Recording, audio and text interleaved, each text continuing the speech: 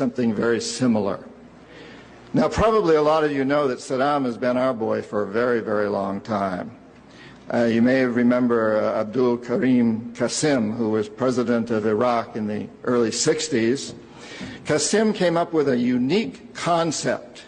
He said, Iraqi oil ought to go to benefit the Iraqi people.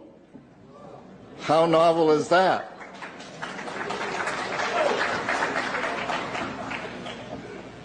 But we didn't like that very much. He began to tax the oil companies, particularly the British and some American companies, and threatened to nationalize our oil companies. And so we decided that Qasim had to go. The CIA sent an assassination team. It was headed by a man who was still going through high school, an Iraqi citizen who was still going through high school.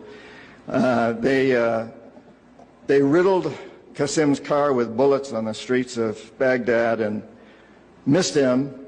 The head of this assassination team was wounded and fled to Syria. His name was Saddam Hussein. He was a CIA agent in those days, an assassin for us. He failed.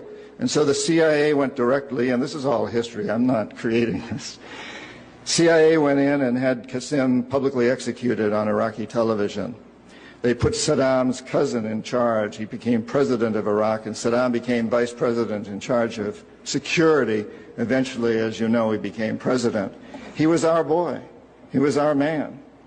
And so, and we sold him a lot of, and gave him a lot of tanks. We built him, Bechtel built him big chemical, I don't know, my father-in-law was chief architect at Bechtel, built Saddam big chemical plants that were used, and we knew that they were used to make mustard gas and other chemical weapons that were being employed against the Kurds and later the Iranians. We knew this, but we sold him these things.